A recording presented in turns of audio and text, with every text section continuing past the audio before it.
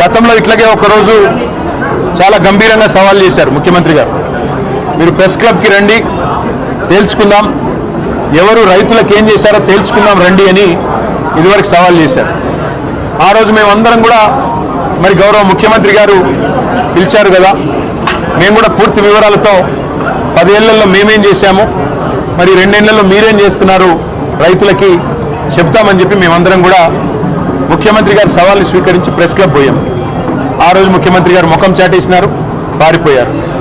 ఇవాళ మరి వారి ఏమైందో మళ్ళీ తెలియదు, కానీ అప్పుల విషయంలో ఈ రాష్ట్ర ప్రభుత్వం మరి ఎన్ని అప్పులు వారికి బీఆర్ఎస్ ప్రభుత్వం నుండి వచ్చినాయి, వారు ఎంత చేసినారు, ఇవన్నీ చర్చిద్దాం, దమ్ముంటే రండి అంటూ మళ్ళీ ఒకసారి పేరు తీసుకొని ముఖ్యమంత్రి గారు నిన్నగాక మొన్న సవాల్ చేశారు.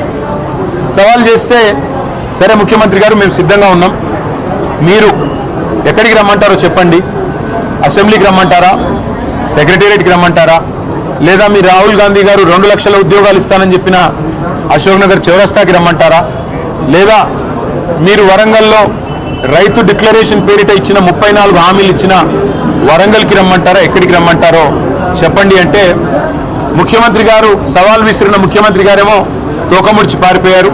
ఆయన వైపు నుంచి స్పందన లేదు. మధ్యలో సందట్లో సడేమియా అని మరి మా జూపల్లి కృష్ణారావు గారు మంత్రి గారు ఆయన దూరాడు. ఆయన దూరి నేను వస్తున్నా, రేపు పొద్దున 11 గంటలకి తెలంగాణ భవన్కే వస్తున్నా, మీ ఇంటికే వస్తున్నా, మీ ఆఫీస్కే వస్తున్నా అని చాలా పెద్ద పెద్ద ప్రకటనలు ఈయన చేసినట్టుగా పత్రికల్లో చూశాం. మేమందరం కూడా ఉదయం 10 గంటలకే వచ్చి కూర్చున్నాం.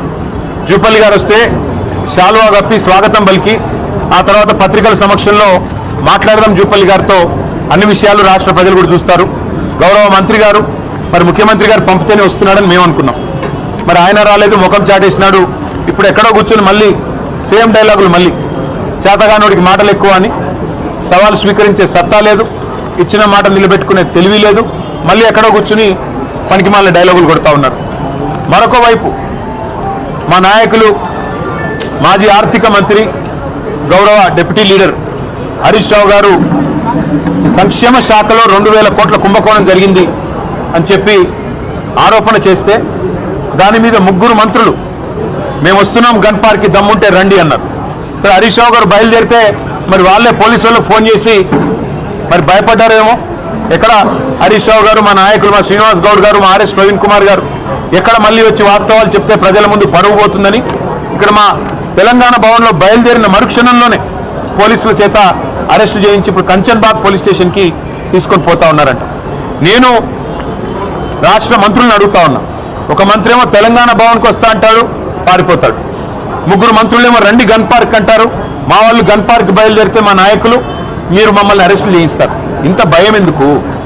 చేతనైతే అసెంబ్లీ పెట్టండి, కావాలంటే ఒకరోజు అసెంబ్లీ ప్రత్యేక సమావేశం పెట్టండి, పెట్టి అప్పులేదు. ఎందుకంటే అక్కడన్నా కనీసం మీకు స్పీకర్ గారు మీకు రక్షణగా ఉంటారు. మాకు ఎట్లాగో మైక్ ఇవ్వకుండా మీకే మైక్ ఇచ్చి 1కి 10 సార్లు ఎట్లాగో మీకు బయట మాతో బహిరంగ వేదికల మీద కానీ పెట్టి మాకు మైక్ కట్ చేయకుండా మాకు గంట అవకాశం ఇవ్వండి, మీరు కావాలంటే 5 గంటలు మాట్లాడుకోండి. మేము వద్దంటలేదు. ఎవరేంటో ప్రజలు చూస్తారు, ఎవరు చెప్పేదానిలో వాస్తవం ఉందో ప్రజలే తెలుస్తారు.